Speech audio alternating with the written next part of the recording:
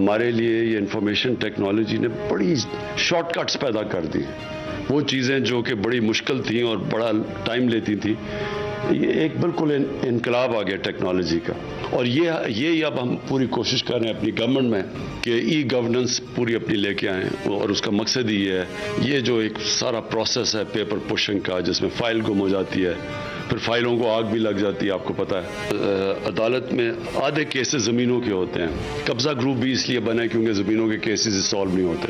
तो उसके लिए अब हम सारा लैंड रिकॉर्ड्स कंप्यूटराइज कर रहे हैं। हम इलेक्शन में भी अब चाह रहे हैं ये कि ओवरसीज़ पाकिस्तानी शामिल हो, ई वोटिंग हो। और फिर दूसरा, पाकिस्तान के अंदर EVM मशीन्स का वो EVM मशीन्स वो काम करेंगी। जैसे इलेक्शन ख़त्म हुआ, बटन दबाया, रिजल्ट आ गया। जिसने क्वेश्चन किया उसकी एक पेपर ट्रेल है, वो जाके फिर इलेक्शन कमीशन में चैलेंज कर सकता है। तो ये एक अब पहली दफ़ा अब हम इंशाल्लाह एक ऐसा सिस्टम लेके आएंगे कि जिसके ऊपर लोगों को ट्रस्ट होगा। और जो जिस तरह ट्रंप ने बड़ी कोशिश की थी इलेक्शन को चैलेंज करने की, लेकिन क्योंकि वो टेक्नोलॉजी का इस्तेमाल किया वो नहीं कर सका। उसी तरह इंशाल्लाह हम अपने इलेक्शंस भी पाकिस्तान में ऐसे करवाएंगे कि जो अपोजिशन है वो रिजल्ट्स कबूल करेंगे। अस्सलाम वालेकुम नाज़रीन, आप देख रहे हैं प्रोग्राम एक्सपर्ट्स। मैं हूँ दुआ जमील। आज के पैनल का हिस्सा होंगे अयाज खान साहब, आमिर इलियास राना साहब, फैसल हुसैन साहब, हाफिज़ ताहिर महमूद अशफी साहब और मोहम्मद इलियास साहब। बढ़ते हैं पहले बड़े सवाल की तरफ। और सबसे पहले बात करें अहम कानून साजी की, तो गवर्नमेंट ने नैब कानून और मंजूर शुदा इलेक्शन एक्ट तरमीमी बिल में मजीद तरामीम करने का फैसला कर लिया है। वफाकी वज़ीर ख़जाना शौकत तरीन का कहना है कि नैब के खौफ की वजह से ब्यूरोक्रेसी काम नहीं कर रही, नैब कवानीन बदलना होंगे और इस हवाले से जल्द तरमीम ला रहे हैं। जबकि गवर्नमेंट ने कौमी असम्बली से इलेक्शन एक्ट की मंजूर शुदा तरामीम वापस लेने का फैसला किया है। वफाकी वज़ीर इत्तलात फवाद चौधरी ने यह दावा किया है कि इलेक्शन एक्ट के 40 से ज़्यादा निकात पर अपोजिशन के साथ इत्तफाक हो गया है, लेकिन 2-3 निकात पर अपोजिशन का मौक़िफ़ मुख्तलिफ है, उन पर भी अफ़वाह तफ़हीम की कोशिश की जा रही है। साथ ही फवाद चौधरी ने यह भी वाज़ेह किया है कि ई वोटिंग और EVMs पर एक कदम भी पीछे नहीं हटेंगे। आज प्राइम मिनिस्टर इमरान खान साहब ने भी ये दावा किया कि मुल्क में आइंदा ऐसे इलेक्शन करवाएंगे कि अपोजिशन धांधली के एतराज़ात के बगैर नताइज को कबूल करेगी। इसी हवाले से हमारा पहला और बड़ा सवाल है एक्सपर्ट्स के लिए। हाफिज़ साहब, मैं आपसे आगाज़ करी हूँ। अहम कानून साजी को मद्देनज़र रखते हुए आपके ख्याल में हुकूमत और अपोजिशन में अफ़वाह तफ़हीम नतीजा खेज़ हो पाएगी? बिस्मिल्लाहिर्रहमानिर्रहीम, नहमदुहु व नुसल्ली व नुसल्लिमु अला रसूलिल करीम। देखें, गुजारिश ये है कि हुकूमत की तरफ से तो पूरी कोशिश ये है कि जो कौमी मसाइल है या इंतखाबी इस्लाहात हैं, इनके ऊपर बाहमी मुफाहमत से आगे बढ़ा जाए। और मैं समझता हूँ कि ये बात तो अब हमें थोड़ा सा, जिसकी तरफ आज खान साहब ने भी बात की है, कि ऐसे इलेक्शन हो जिसको सब कबूल करे।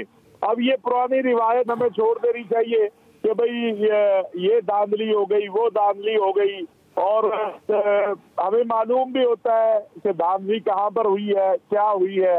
और ये जो हमारा सिस्टम बना हुआ है, इसमें पैसे का इस्तेमाल, ताकत का इस्तेमाल जिस अंदाज से होता है, तो ये सारी चीजें सामने है। मेरा ख्याल है कि अगर जमहूरियत को आपने ताकतवर करना है, जमहूरी निज़ाम को आगे बढ़ाना है, तो उसके लिए आपको इंतखाबी इस्लाहात तो लानी होंगी। और जो कौमी मसाइल हैं, जैसे अभी एक सबसे बड़ा मसला इस वक्त हमारे अगर देखा जाए ये अफगानिस्तान वाला है, और इस पर आपने देखा कि एक इत्तेफाक राय मौजूद है बहरहाल कि हमें पाकिस्तान को क्या मौक़िफ़ लेना है। तो इसी तरह जो हमारे कौमी मसाइल हैं उनके ऊपर इत्तेफाक राय की हुकूमत की तरफ से वज़ीर आज़म साहब ने कौमी असम्बली में खड़े होकर भी दावत दी है। और जो फवाद चौधरी साहब कह रहे हैं, मैं समझता हूँ कि बहुत हद तक ये बात दुरुस्त है कि बहुत सी चीज़ों में अपोजिशन के साथ बहुत से मामलात में आगे बढ़ा जा रहा है। कुछ चीज़ें हैं जिनमें इख्तलाफ है और वो इख्तलाफ जो है वो दूर हो जाएगा। इसी तरह ओवरसीज पाकिस्तानियों का वोट का मामला है, तो जो अरबों डॉलर का ज़र मुबादला आपको देते हैं, अगर उनको आप वोट का हक दे देंगे तो उससे और उनका इंटरेस्ट भी बढ़ेगा और उनको एक इज्जत और ऑनरशिप का एहसास भी होगा। तो इंशाल्लाह ये मुफाहमाना जो अंदाज है, मैं समझता हूँ ये दोनों तरफ से आगे बढ़ाने की ज़रूरत है।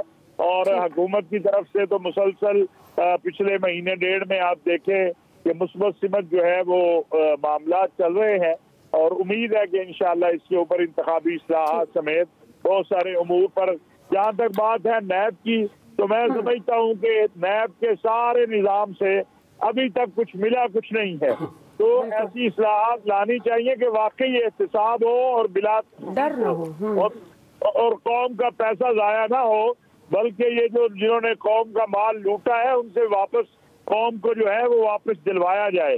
तो इसमें भी अगर कोई इस्लाहात होती हैं या तरामीम कवानीन में होती हैं तो ये अच्छी बात है, ये तो मुस्बत कदम होगा। सही है जी, आप दुरुस्त कह रहे हैं। जो अहम और कौमी मामलात है इत्तफाक़ी राय बहुत ज़रूरी है। आमिर साहब, आपके ख्याल में इस अहम कानून साजी पर गवर्नमेंट और अपोजिशन में मामलात तय पाते हुए नज़र आ रहे हैं आपको? देखें, जहाँ तक मेरी इंफॉर्मेशन है बिल्कुल तय नहीं पाने थे, और जो वज़रा और मुशीर ज़ाहिर है पार्लिमानी उमूर के बाबर रहमान हैं, और ला मिनिस्टर फ़रोग़ नसीम है, और फिर फवाद चौधरी भी चूँकि लॉयरी हैं, और जो लोग इसमें हिस्सा लेते हैं, मैं गारंटी से कह रहा हूँ कि इनमें से किसी ने इंतखाबी इस्लाहत नहीं होने देनी थी, और प्राइम मिनिस्टर का माइंड वहीं रहना था जहाँ पहले था कि हिज़्ब इख्तिलाफ से कोई बात नहीं करनी, और मुश्तरका इजलास में पार्लियामेंट के ले जाएंगे। लेकिन मेरी इत्तला के मुताबिक जब इलेक्शन कमीशन ने बड़ा खुल के बता दिया कि गैर आइनी तौर पे कानून में तरमीम की गई है कि आइन से मुतसादिम है, तो अटॉर्नी जनरल हरकत में आए हैं। अटॉर्नी जनरल ने प्राइम मिनिस्टर से ब्रीफिंग की है कि जो आपने कौमी असम्बली से लॉ पास कराया है, ये जब अगर आप कर लेंगे सेनेट से भी लॉ बना देंगे, तो मैं सुप्रीम कोर्ट में इसे डिफेंड करने के काबिल नहीं हूँ, क्योंकि इसके अंदर बिल्कुल क्लियर कट सरीहन आइनी नुकात की खिलाफ वर्जी की गई है। उसके बाद प्राइम मिनिस्टर मजबूर हुए, उन्होंने फिर खालिद जावेद खान जो अटॉर्नी जनरल हैं उनको भिजवाया चीफ इलेक्शन कमिश्नर के पास भी, और फिर ये जो जिसको हम यू टर्न कह रहे हैं और कह रहे हैं कि मुफाहमत की हो रही है, बहुत अच्छी बात है अगर अफ़ाम व तफ़हीम से पार्लियामेंट में तरमीम हो ताकि राय आ जाए, और सेनेट के अंदर खुद इलेक्शन कमीशन ये सारी बात बता चुका हुआ है। तो अब जाके ये इसीलिए सेनेट में फ़ौरन, वरना तो ये फटाफट थे कि जी रिजेक्ट भी अगर होना है सेनेट से तो हम फिर पार्लियामेंट के मुश्तरका इजलास में ले जाके इन इंतखाबी इस्लाहत को कर लेंगे। अब आ जाए नैब की तरफ कि नैब में सिर्फ एक, बाकी तो लंबी चौड़ी बहस है ना, आप एक तरमीम कर दें कि जो नैब के अफसरों को इस्तिस्ना दिया हुआ है ना कि वो जो मर्जी कर लें, उनके खिलाफ कानून हरकत में नहीं आ सकता। यानी रिस्पेक्टिव हाई कोर्ट्स ने, सिंध हाई कोर्ट ने, इस्लामाबाद हाई कोर्ट ने, लाहौर हाई कोर्ट ने जो मुख्तलिफ फैसले दिए हैं नैब के हवाले से, खुद सुप्रीम कोर्ट की ऑब्जर्वेशंस आई हैं चेयरमैन नैब के ऊपर, नैब के कंडक्ट के ऊपर, उसका पॉलिटिकली इंजीनियरिंग के ऊपर, अगर ये कानून में इस्तिस्ना ख़त्म हो जाए, कोई अफसर किसी के कहने पे मुकदमा नहीं बनाएगा, क्योंकि फिर पता चलेगा कि उसकी गर्दन फंसनी है, ऑर्डर देने वाले साइड पे हो जाएंगे। तो एक ये छोटी सी तरमीम कर दें, ना शौकत तरीन को मसला होगा ना किसी को होगा, क्योंकि सबको पता है नैब वालों को कि जी ऊपर से जो ऑर्डर आया हम मान लें, कुछ भी नहीं होगा तो हमें कोई कुछ नहीं कहेगा कि जी बदले में अदालतों की ऑब्जर्वेशंस आएंगी, अदालतों के फैसले आएंगे, सारे प्रेस कॉन्फ्रेंस करते रहेंगे, बनेगा कुछ नहीं। अलबत्ता शायद कोई और बंदा ऐसा प्रीवेल कर जाए प्राइम मिनिस्टर पे कि जनाब जब आपका वजीर खजाना भी नैब को समझा रहा है और बार बार ये आया भी नहीं इसी वजह से, पहले वजीर खजाना नहीं बना था आपका, आप ऐसा काम कर लें कि वो मुल्क के अंदर करप्शन के खिलाफ काम भी करता रहे, और वो पिक एंड चूज वाले आप नैब के जो विक्टिमाइजेशन का जो इल्ज़ाम आ रहा है और जो हकीकत के करीब तर भी है वो भी ख़त्म हो जाए, तो शायद हम पाकिस्तान के अंदर बेहतर कानूनी इस्लाहात अफ़ाम व तफ़हीम से ले आएँ। लेकिन जो इंतखाबी फरिश्तों वाला मामला है वहाँ तक मुझे यकीन हो गया हुआ है कि वो अब मामला ठीक हो जाएगा, कानून के मुताबिक हो जाएगा। इलेक्शन कमीशन ने खुद भी वजाहत की है कि उन्हें इलेक्ट्रॉनिक वोटिंग से किसी चीज़ से एतराज़ नहीं है, लेकिन वो चाहते हैं कि मैसिव अंदाज में इसकी पहले प्रैक्टिस हो जाए। इसी तरह इंटरनेट पे ओवरसीज पाकिस्तानियों के उसके ऊपर उसका जो जैसे नेट के अंदर बेशुमार लोग आपके कार्ड और हमारे कार्ड्स ले जाते हैं, तो उसको जब तक फुल प्रूफ नहीं कर लेते हमें इसकी इम्प्लीमेंटेशन पे नहीं जाना चाहिए। अब देखें क्या होता है इसमें। जी अयाज साहब, एक तो नैब के हवाले से जो बात कर रहे थे आमिर, ये बात बिल्कुल ठीक है कि आप लामहदूद इख्तियारात किसी को कैसे दे सकते हैं। गरीब पार्टी की यहाँ सुनी नहीं जाती, वो जी डाल दिया, बस उन्होंने एक दफ़ा जेल में डाल दिया और उसके बाद भूल गए, सबूत नहीं है। जब भी वो वक्त आता है पहले तो टाइम ले रहे होते हैं ये अदालतों से कि जी हमें टाइम चाहिए मज़ीद, और टाइम मिलता जाता है और उसके बाद भी at the end of the day पता चलता है जी सबूत कोई नहीं है।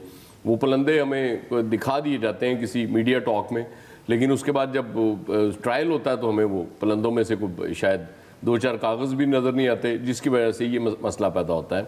और शौकत तरीन मुझे इसलिए लगता है कामयाब हो जाएंगे क्योंकि वो खुद डसे में नैब के, और वो आए ही इसी शर्त पे थे कि नैब का केस ख़त्म होगा तो मैं आऊँगा, और उसके बाद ज़ाहिर है तरमीम की तरफ भी जा रहे हैं। और बहुत सी चीज़ें ज़ाहिर है अब प्राइम मिनिस्टर साहब का जो उस हवाले से जो सोच थी और अप्रोच थी कि जी नैब ये सारे उनसे पैसे निकलवा लेगा और उसके बाद बल्ले बल्ले हो जाएगी, और प्राइम मिनिस्टर साहब को भी समझ आ गई होगी कि इतने अरसे में जब नैब कुछ नहीं कर सका तो आगे जाके क्या करेगा। और ये बात ठीक है, जब तक गवर्नमेंट ने एक स्टेप पीछे नहीं हटना था, इंतखाबी इस्लाहात के हवाले से बात आगे नहीं बढ़ सकती थी। अब चूंकि गवर्नमेंट पीछे हट गई है तो इसलिए इम्कानात पैदा हो गए हैं कि कोई नतीजा खेज मामला हो जाए, क्योंकि माजी में भी बहुत जब करीब भी पहुंच जाते रहे हैं उसके बाद फिर कहीं ना कहीं से वो बैकआउट कर जाते थे। लास्ट टाइम पीटीआई ने बैकआउट किया था उस वक्त, और अब सबसे ज़्यादा जोर भी पीटीआई दे रही है कि नहीं जी इसको फुल प्रूफ होना चाहिए। और ये बिल्कुल ऐसा इलेक्शन बिल्कुल होना चाहिए कि हमारे हमसाये में इंडिया में इलेक्शन होता है, आपने कभी नहीं देखा कि उस पर किसी ने एतराज़ उठाया हो। वो हमेशा ही होता है कि इलेक्शन हो गया, रिजल्ट्स तस्लीम कर लिए जाते हैं। तो हमारे यहाँ क्यों नहीं हो सकता?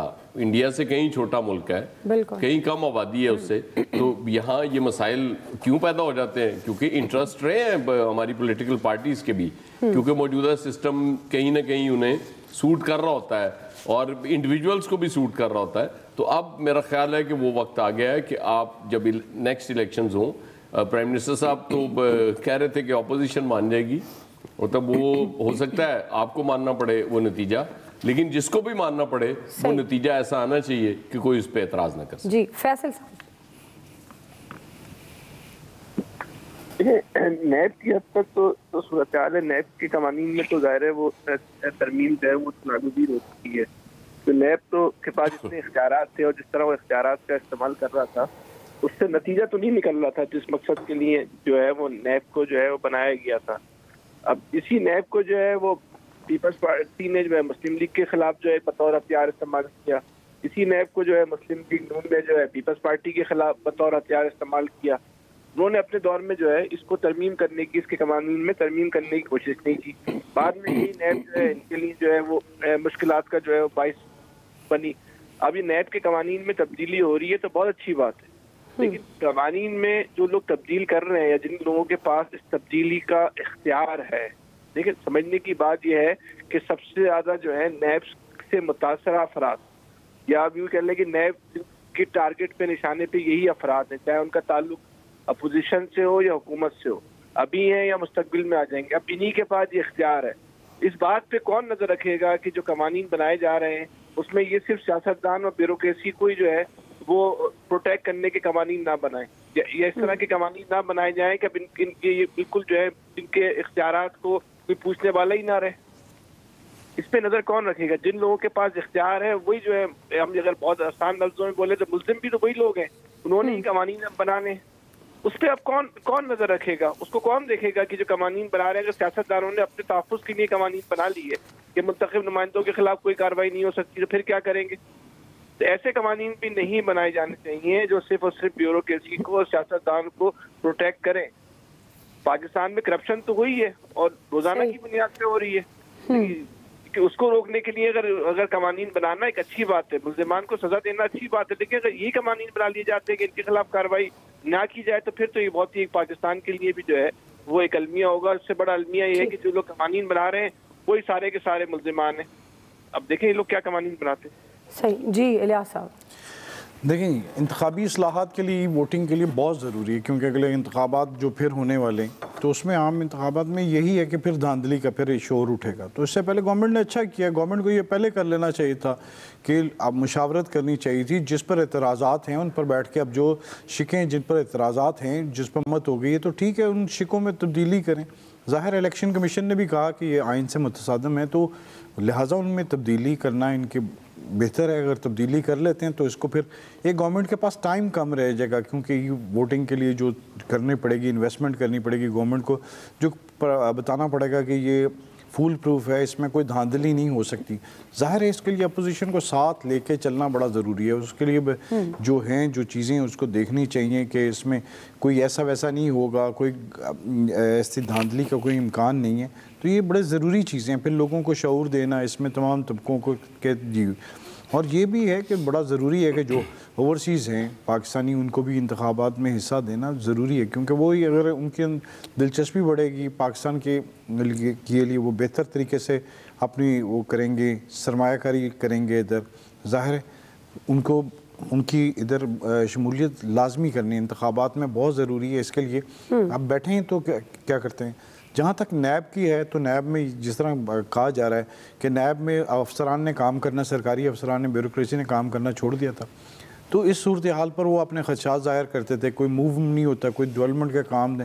ज़ाहिर गवर्नमेंट को सबसे ज़्यादा मसला होता है, तो लिहाजा इस तरह के कवानीन बनाने चाहिए कि इनके जो अफसरान के जो हैं इन्वेस्टिगेशन करते हैं उसके तरीक़ाकार में तब्दीली करनी चाहिए कि जो भी वो करके लेके आएँ हक़ाइक़ पर, और जो उनमें जो हों इस्लाहात ऐसी हों कि बिला वजह किसी को बंदे को उठा के जेल में ना फेंक दें, ताकि बाद में पता चले 2-3 साल बाद जी कोई उसके बारे में सबूत नहीं मिले। लेकिन इस तरह के करना चाहिए ताकि उनके इख्तियारात को महदूद, चेक एंड बैलेंस का काम होना चाहिए ताकि बेहतर तरीके से काम हो। गवर्नमेंट ने कितने अरसे से काम कर लिया लेकिन कोई रिकवरी तो हुई नहीं है, कितने सियासतदान फेंक दिए जेलों में, लेकिन कुछ नहीं हो रहे, केसेस चल रहे हैं। अब ये कई साल गुजर जाएंगे, लिहाजा इस तरीक़ाकार को तब्दील करना होगा कि जो भी है अगर साबित होता है, किसी से ब्रीफिंग जैसे देते हैं कि जी ये मनी ट्रेल हमने तलाश कर ली, ये इस तरह जो भी है हमें शवाहिद मिल गए, लेकिन उसके रिकवरी तो फिर होनी चाहिए ना। जो भी है उनको अगर कर लिया है, जाके बाहर जाके इन्वेस्टिगेशन करते हैं, इसमें कौम का ही पैसा ज़ाया होता है सिक्योरिटी में, ये दूसरे मसाइल में, तो बेहतर है कि बेहतर तरीके से इसमें इस्लाहात लेके आएँ ताकि इसका फ़ायदा हो, जो लूट मार होती है उसकी रिकवरी हो। ठीक है जी, तरमीम का गवर्नमेंट ने नैब कानून में, और जाहिर है अपोजिशन के साथ भी कुछ मामला तफाहम तफहीम से हल करने की कोशिशें की जा रही हैं। ज़ाहिर है अहम और कौमी मामलात में इत्तफ़ाक़ राय बहुत ज़रूरी होता है, और ये रियासत के भी और कौमी जो इश्यूज़ होते हैं अगर वो मिलजुल कर हल हो जाएँ तो ज़ाहिर है रियासत के फ़ायदे के लिए होता है। राय आप जान चुके हैं एक्सपर्ट्स की। ब्रेक ले रहे हैं, ब्रेक से हम वापस आएंगे। हमारा दूसरा सवाल है कश्मीर इंतखाबी मुहिम। हम सवाल ये रख रहे हैं संगीन इल्ज़ामात के मुकाबले से हासिल क्या होगा, राय लेंगे ब्रेक के बाद। ये वही भुट्टो है कि जब समझ गया कि असलियत नहीं रह सकता तो अपनी वज़ीर आज़म की कुर्सी के लिए उधर तुम इधर हम, मुल्क को तोड़ दिया इस गद्दार ने। हिंदुस्तान की आंखों में आंखें डाल के ये बात कही कि we will fight for 1000 years, जिसने ये बात कही कि हम घास और भूस खाएंगे लेकिन हम अपने एटमी प्रोग्राम के ऊपर समझौता करने के लिए तैयार नहीं है। जनाब चेयरमैन, लाहौर के अंदर तमाम मुस्लिम ममालिक को इकट्ठा करना और लाहौर से ये बात कहना कि the army of Pakistan is the army of Islam, क्या इसलिए आप उसको गद्दार से लक़ब से याद करना चाहते हैं?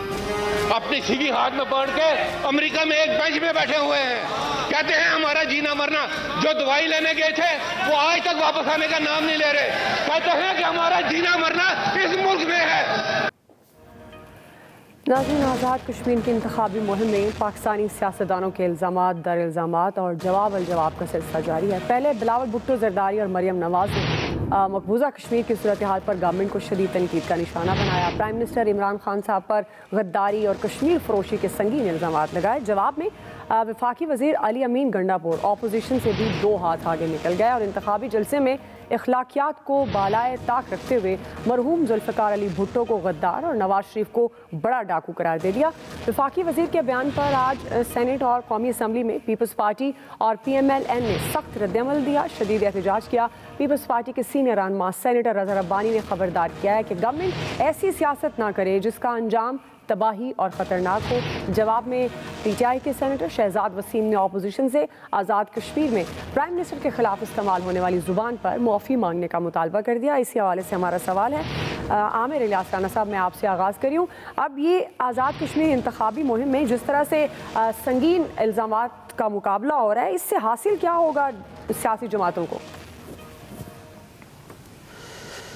हासिल तो किसी एक कोलिशन की गवर्नमेंट बनने पे ही होगा और उसके लिए पूरा जोर लगाया जा रहा है। देखें, पहले बिलावल ने जलसे किए, अब मरियम ने जलसे किए, उसने समा बांध दिया और नतीजे में वज़ीर आज़म को भी, इमरान खान साहब को भी अब इलेक्शन में उतरना पड़ रहा है। और पीटीआई के MNAs की ड्यूटियां लग गई हैं सारे पंजाब में, कराची में, मुख्तलिफ़ जगहों पे, चूँकि माजरीन के वोट हैं, सब जगहों पे सब की ड्यूटियां लग गई हैं। शेख रशीद साहब रावलपिंडी का एक हल्का संभाल के पीटीआई का टिकट दिलवा के लड़ा रहे हैं इलेक्शन। तो सब की दौड़ें तो लग गई हैं ना कि हिज़्ब इख्तलाफ ने मैदान बना दिया है। लेकिन गंडापुर साहब जैसे दोस्तों के होते हुए पीटीआई की गवर्नमेंट को किसी दुश्मन की ज़रूरत नहीं है कि कभी आप पैसे बांटते हुए नज़र आते हैं और कभी आप, एक तरफ पूरी गवर्नमेंट कह रही है कि जी बिलावल और मरियम की तकरीरें बड़ी मुतनाज़ हैं, तो भाई आप लोग वहाँ क्या करने जा रहे हैं, क्या सर्टिफिकेट बांटने जा रहे हैं? मेरा नहीं ख्याल कि इस तरीके से कोई भी इलेक्शन कैंपेन अच्छे अंदाज से चल सकती है। सियासतदान इल्ज़ाम लगाते हैं, हमने परसों भी बात की थी इसके ऊपर, ये चलता रहता है, गद्दारी के फतवे बांटे जाते हैं। जब आप गुस्से में आएँ और इस तरह की तकरीर करें, ज़ाहिर है कल उनके ऊपर वो गलत काम हुआ, कोई भी ठीक नहीं कह सकता कि जूती फेंकी गई गंडापुर साहब के ऊपर। ये पहले भी कभी किसी ने सराहा नहीं कि इस तरह की सरगर्मियाँ होनी चाहिए। लेकिन हर सियासतदान को ये सोचना चाहिए कि जब वो बात करता है तो उसके फॉलोअर्स और उसके मुखालफिन दोनों में फिर लड़ाई झगड़े का ख़तरा पैदा हो जाता है।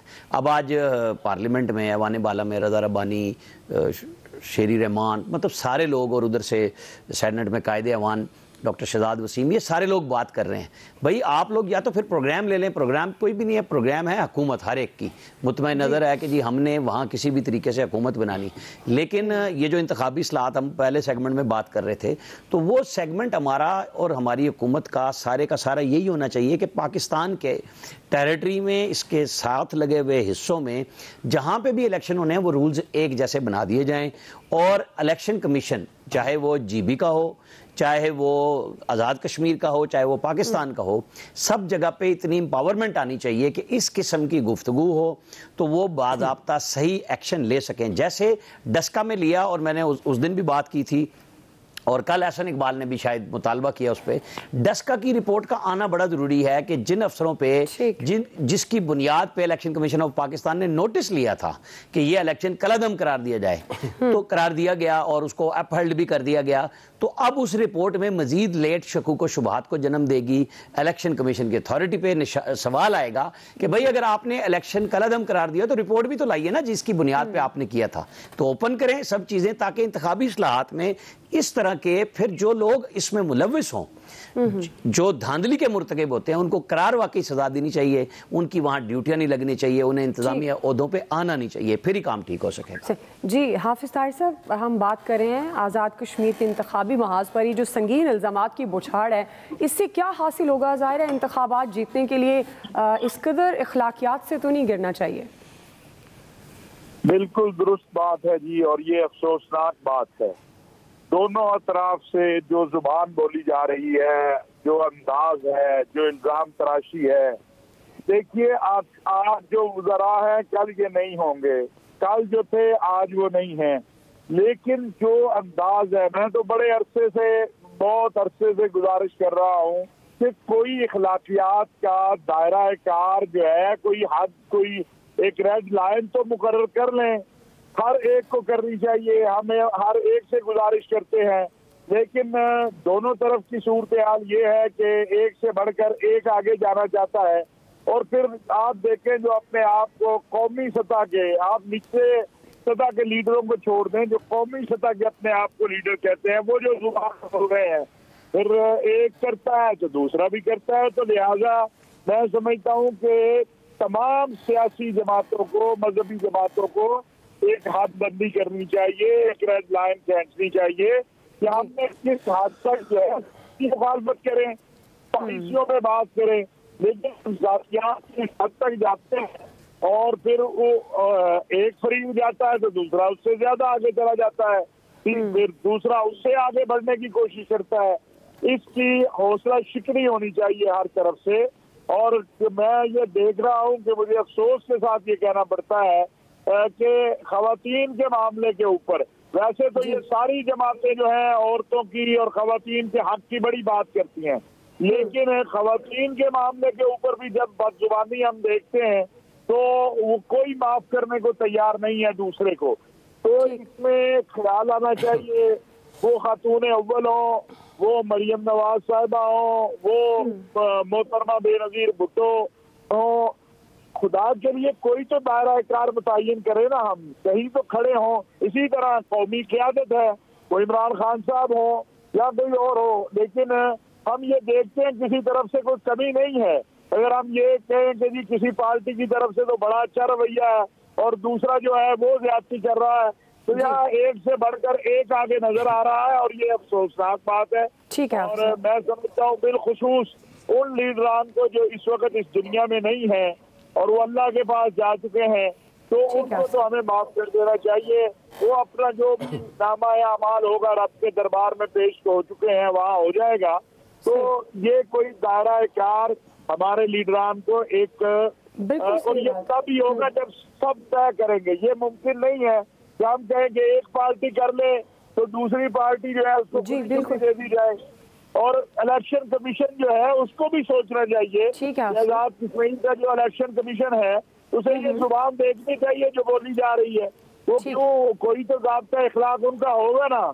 बिल्कुल इस तरह दज्जियां बिखर रही हैं उस ज़ाब्ता इखलाक की, तो इसको भी देखना चाहिए, इस पर भी और करना। ठीक हो गया आप साहब। देखिए, बात कहने का भी एक सलीका होता है। अब सब कुछ कह जाते हैं। आपने देखा कि इमरान खान को मरियम ने भी गद्दार करार दिया, कश्मीर फरोश करार दिया, बिलावल साहब ने भी दिया, लेकिन वो कुछ भी नहीं हुआ। अब गंडापुर साहब जो हैं वो अलमारूफ शहद लेबल, वो जब बात कर रहे होते हैं तो इतने गलत अंदाज में, उनका तरीका ही ठीक नहीं है बात करने का, उससे ज़ाहिर है वो नोटिस हो गया और बहुत ज़्यादा। और स्पेशली जुल्फ़िकार अली भुट्टो अब दुनिया में नहीं है। आपने मतलब किस तरह उनका नाम ले दिया। आप बिलावल पे तनकीद करो, जरदारी साहब पे करो, नवाज शरीफ साहब पे करो, मरियम पे करो, ज़ाहिर है वो आपके सामने है, लेकिन वो भी सलीके से एक तहजीब के दायरे में रह के। खैर कुछ लोग ये कर ही नहीं पाते, ज़ाहिर है उनका स्टाइल ही होता है। और फिर ये इल्ज़ाम हमेशा इमरान खान साहब पे आता है, ये कहा जाता है कि जी उनको इस तरह के लोग बड़े पसंद हैं। तो मेरा ख्याल है किसी स्टेज पे इमरान खान साहब को खुद स्टेप डाउन करना पड़ेगा, आना पड़ेगा, ये बताना पड़ेगा कि भाई ये मेरी पॉलिसी नहीं है, आज के बाद इस तरह से जो बात करेगा वो मेरे साथ नहीं है। फिर जाके मामला, क्योंकि ये इल्ज़ाम हमेशा इमरान खान साहब पे आता है, और जब वो कोई शोला बयान मुकर्रर नहीं होता तो उसको चेंज कर दिया, उसकी मिनिस्ट्री भी बेचारे की चेंज हो जाती है। उनको चाहिए होता है कि वो बहुत ज़्यादा डिफेंड करे। गवर्नमेंट को डिफेंड करना इज़ अ डिफरेंट थिंग, लेकिन इस तरह की ज़बान और गुफ्तगू करना वो इंतहाई गैर महज़ब, गैर मुनासिब है। तो मेरा ख्याल है ये इमरान खान साहब को समझना पड़ेगा कि ठीक है वो उन पे इल्ज़ामात लगाए थे, लेकिन उसका जवाब ये नहीं बनता था जो गंडापुर साहब ने दिया। जी इलियास साहब। बिल्कुल जी, इस तरह एक दूसरे पर अगर तनकीद करनी है वो तो ठीक है, लेकिन एक दूसरे के लीडरों को इस तरह करेंगे तो फिर ज़ाहिर एक पार्टी के करेंगे तो दूसरे पार्टी करेगी। तो जिस तरह इलेक्शन कमीशन की जानिब से एक है कि कितने फ़ंड इस्तेमाल कर सकता है अपना उम्मीदवार, इसी तरह लाइन ड्रॉ करनी चाहिए कि आप इस तरह से अल्फाज की भी कितने अल्फाज इस्तेमाल कर सकते हैं, अल्फाज किस तरह इस्तेमाल करने, कौन सी ज़बान इस्तेमाल करें, उस पर नोटिस लें, उस पर और उसके कैंडिडेट को नोटिस करें, उस पर ज़ाब्ता अखलाक एक बनाया जाए जिसके मुताबिक इस तरह करें, वरना इस तरह तो ये बढ़ते जाएंगे और इस पर अच्छी बड़ी लड़ाई हो करेगी और एक दूसरे बढ़ने सबकत हासिल करने के लिए गए। पार्टी लीडरों को भी चाहिए कि नोटिस लें, एक दूसरे पर तनकीद करें, लेकिन उसकी पॉलिसियों पर करें, उस पर जो लीडरों पर, लेकिन इस तरह कायदीन पर करेंगे तो फिर एक दूसरे पर इस तरह, जब एक भुट्टो साहब पर कर रहे हैं तो भुट्टो साहब तो नहीं है अब हैं, तो उनकी तो कोई ऐसी मिसाल नहीं कि गद्दारी का कोई इस तरह का लेबल लगाया जाए। तो इस तरह इनको गंडापुर साहब को चाहिए कि अपना जो इस्तेमाल करते हैं ज़ुबान, पार्टी को चाहिए नोटिस लें, दूसरी भी पार्टियों को भी चाहिए कि वो अपने दूसरे कायदीन को इतना ना तनकीद करें कि जी उनके ज़ातियात पर चले जाएं। इस तरह ये कौन सी जंग लड़ी हुई है कि जी एक दूसरे पर, कल तक एक दूसरे को मोदी का दोस्त कह रहे थे, वो उसको कह रहा है, वो इसको कह रहा है। तो इस तरह की ज़बानें जो इस्तेमाल की जा रही हैं, इसमें लोगों पर वोटर्स क्या समझते होंगे आज़ाद कश्मीर में, दुनिया भर में देख रहे हैं, इंडिया वाले हंस रहे हैं कि पाकिस्तान में जी इस तरह का काम कर रहे हैं। तो लिहाजा एक ज़ाब्ता अखलाक बनाना चाहिए, इलेक्शन कमीशन को भी नोटिस लेना चाहिए कि इस तरह की जो ज़बान इस्तेमाल करते हैं एक दूसरे के कारण, इस तरह इससे इंतशार फैलेगा और कुछ नहीं होगा। जी फैसल साहब, ये जो ज़बान इस्तेमाल हो रही है ये सही है या गलत है, ये तो ज़ाहिर एक अलग बहस है, इसको कोई भी सही नहीं कहेगा। लेकिन मसला तो ये है कि हमारी सियासत का जो है वो रंग यही है, या आज़ाद कश्मीर का इलेक्शन हो या आम इंतखाबात हो, सब में जो है यही ज़बान इस्तेमाल होती है। जो अभी अमीन गंडापुर साहब ने जो इल्जाम आयद किए हैं, तो वो कौन सा ऐसा नया इल्जाम है जिससे पहले जो है पीपल्स पार्टी ने मुस्लिम लीग पर ना लगाया हो या मुस्लिम लीग ने जो है पीपल्स पार्टी पे ना लगाया? कोई एक इल्जाम इसमें ऐसा नया इल्जाम है? ये भी ऐसा इल्जाम नहीं, सारे वो इल्जाम जो पहले लग चुके। जब आपकी सियासत का में ये नारा होगा भुट्टो जिंदा है, तो लोग बात करेंगे, भुट्टो पे क्यों बात नहीं करेंगे? इखलाकिया जो एयाज साहब कह रहे हैं कि इमरान खान को इस तरह की लोग पसंद है, इसमें तो कोई शक नहीं, इमरान खान को पसंद है। अलमिया तो ये कि हमारे सारे सियासतदानों को, जो पार्टी लीडर है, उनको यही रंग पसंद है। उससे बड़ा अलमिया ये है कि आवाम को भी ऐसा लगता है कि यही रंग पसंद है। कोई पार्टी अपने मंशूर की बुनियाद पर इलेक्शन लड़ रही है। किसी ने बात की कि मैं प्राइमरी स्कूलों का जाल बिछा दूंगा, प्राइमरी हेल्थ केयर सेंटर, किसी एक आदमी ने कोई पूरे आप तकरीरें सुनते, नवाज शरीफ जरदारी जो और इमरान खान जो यही बात हो, कोई स्कूल की बात नहीं कर रहा, कोई अस्पताल की बात नहीं कर रहा, कोई सड़क की बात नहीं कर रहा। इन्हीं लोगों में से कोई जीत जाएगा। इसका मतलब तो यही हुआ ना कि आवाम को भी कोई परेशानी नहीं, उनको भी यही रंग पसंद है। आज ये लोग जबान इस्तेमाल कर रहे हैं, सबसे बड़े जिम्मेदार हम और आप हैं। हम और आप जब तक लोग गिरबान नहीं पकड़ेंगे, जबान इस्तेमाल होती रहेगी। ना देना आप लोग, हमारे पास चॉइस है कोई। आप पे भी जलसे का असर हो गया कि गिरेबान हमारा क्या काम है पकड़ने का भाई। ठीक है फैसला, पॉइंट ऑफ व्यू आ गया। ब्रेक ले रहे हैं, ब्रेक से वापस आएंगे। कोरोना की नई लहर का खदशा जाहिर किया गया। हम सवाल रखेंगे, क्या विफाक इक़दामात में ताख़ीर कर रहा है? राय लेते हैं ब्रेक के बाद।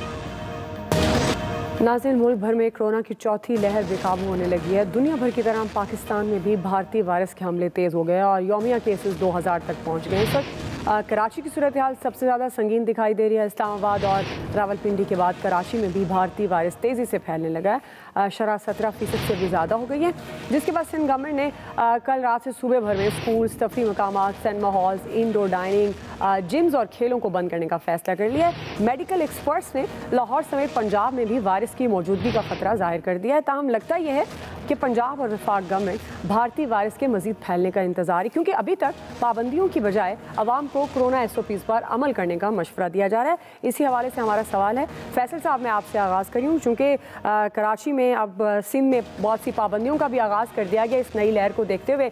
आपके ख्याल में विफाक इक़दामात में ताख़ीर कर रहे हैं? 4-5 दिन पहले तो असद उमर साहब का ये बयान आया था कि चौथी लहर आने वाली है। अभी आपके रिपोर्ट से मालूम चला कि चौथी लहर आ गई है। चले माशाल्लाह, बहुत मुबारक हो आपको। कहाँ से आ गई ये भी बताती तो ज़्यादा अच्छा होता।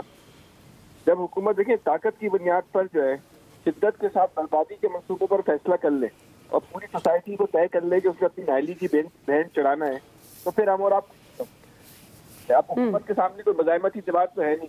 वो अकेले फैसले कर रही है, हमने और आपने जो है बर्दाश्त करना बामुकाबला हालत होगा। खुद ही तय कर लिया, डेल्टा वेरिएंट आ गया, माल्टा वेरिएंट आ गया। भाई कैसे आ गया? आपके पास कैसे चेक करने से आपको मालूम चला डेल्टा वेरिएंट आ गया? ठीक, आप ये पाबंदियां लगा रही, क्या ही अफाकाना इल्जाम है।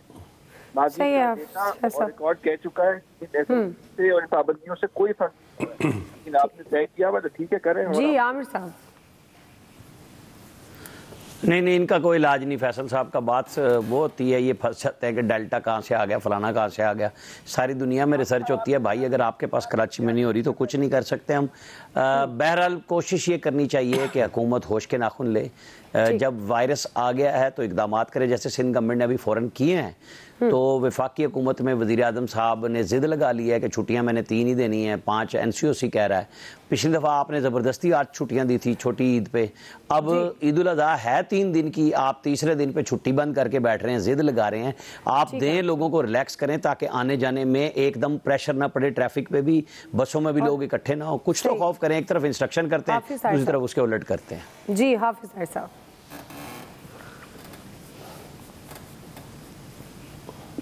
जी हाफिज साहब। जी अयाज साहब। देखिए, बड़े दिलचस्प फैसले होते हैं। इस वक्त आज़ाद कश्मीर में इंतखाबी मुहिम जारी है, जलसों की इजाज़त है। 19 से वहाँ सियाहत पे पाबंदी लग रही है कि सियाह वहाँ नहीं जा सकते। जलसे तब भी हो रहे होंगे, जलसों में हजूम के इकट्ठा होने पे कोई किसी को तशवीश नहीं होगी, लेकिन अगर कोई सियाह 1, 2, 4, 10 चले जाएंगे उस पर तशवीश होगी। तो जब इस तरह के फैसले हो रहे हों तो क्या आप तवक्कुह कर सकती हैं? फिर तो डेल्टा होगा या कोई और होगा, वो फैलेगा, उसको रोक कैसे सकते हैं? जी इलियास साहब। जी, गवर्नमेंट को चाहिए SOPs को फॉलो करवाए, और बल्कि इस जो अब ख़तरनाक वेव आई है तो इसको पहले एहतियाती तदाबीर इख्तियार कर ले कि ये ना हो कि मज़ीद फैल जाए, क्योंकि रेशो दिन ब दिन बढ़ती जा रही है और ये आइंदा दिनों में और मज़ीद बढ़ेगी। जब ईद की छुट्टियाँ होंगी, लोग मिलेंगे, मेल मिलाप करेंगे, और शॉपिंग का भी जो ज़ोर शुरू होगा उसमें मज़ीद बढ़ेगा। जी हाफिज़ ताहिर साहब, ठीक है जी, सवाल ये था कोई नई लहर क्या वफाक इकदाम में ताख़ीर कर रहा है। ज़ाहिर है अगर कोई ऐसी सिचुएशन है इस वक्त तो इकदाम होने चाहिए जिस तरह से सिंध ने इकदाम ले लिए हैं। आज के एक्सपर्ट से इतना ख्याल रखिए।